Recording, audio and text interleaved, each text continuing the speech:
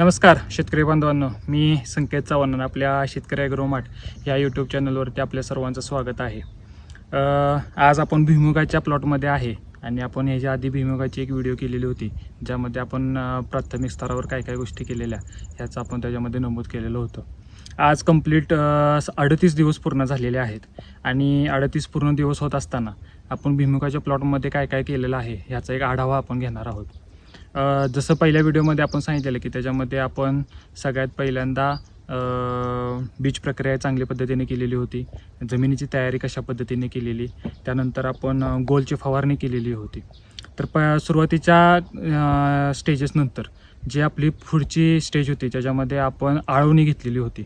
भुईमुगामध्ये आळवणी घेणं का गरजेचं आहे, तर बऱ्याच ठिकाणी आत्ता वातावरणाच्या बदलामुळे भुईमुगामध्ये खोडकीड, वाळवी, हुमणी ह्यासारख्या बऱ्याच किडींचा प्रादुर्भाव झालेला आहे आणि मग त्याची आळवणी झाल्यानंतर त्याची खोडकीड जी आहे ती मुळ्यापाशी जाणार नाही, हुमणी जी असणार आहे ती त्याचा प्रादुर्भाव कमी होईल, यासाठी आपण आळवणी केलेली होती.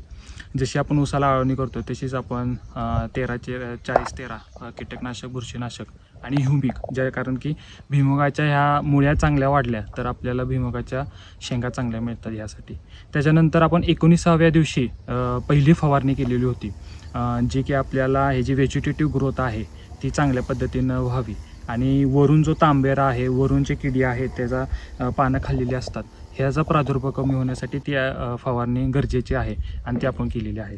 लगेच आपण नंतरच्या 30 दिवसांच्या दरम्यान आपण फ्युजोफ्लेक्सची फवारणी केली, ज्यामध्ये आपण तणांचा बंदोबस्त केलेला आहे आणि बरंचसा तण हे त्या ठिकाणी कमी झालेलं आहे.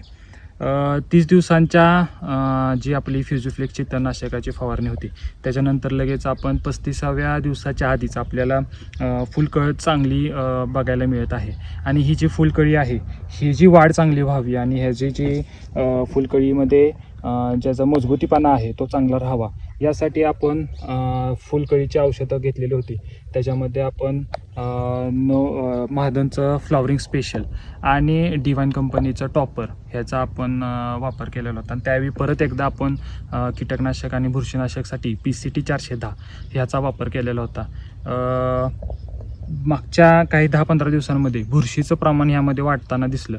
आपण ह्यामध्ये पाचट ठेवलेली होती कारण त्याचं कारणानंच वाढावी असेल आणि आपण त्याच्यासाठी परत एकदा जैविक आळवणी करण्याचं ठरवलं आणि आपण कालच 37व्या दिवशीच आपण जैविक आळवणी केलेली आहे, ज्यामध्ये आपण BVM, ट्रायको, त्यानंतर सर्वांगीणचे अपटेक होणारा आहे खत, तर ह्या सर्वाचा वापर केला.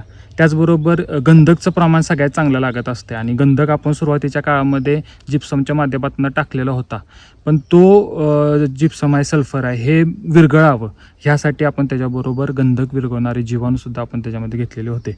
आत्ता बघतोय आपण हा प्लॉट चांगल्या वाढी स्थितीमध्ये आहे. हाच प्लॉट आपण आत्ता साधारणतः 38 दिवसांचा आहे आणि आपण पुढची जी 1 महिन्यानंतरची जी कालावधी आहे यामध्ये आपण हा व्हिडिओ परत एकदा घेणार आहे. चांगल्या पद्धतीचे वाढ दिसत आहे. आता खाली काय आरा अजून टोचलेला नाहीत. आपण पुढच्या ह्याच्यामध्ये 60व्या दिवशी परत एकदा फवारणी घेणार आहे आणि त्याच्यानंतर आपण येणाऱ्या 10-15 दिवसांमध्ये परत एकदा जिप्सम टाकणार आहे. तर अशा पद्धतीनं आपण हा प्लॉटचं नियोजन करणार आहे.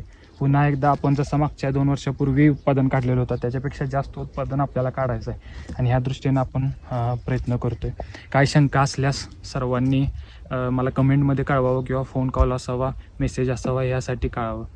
धन्यवाद.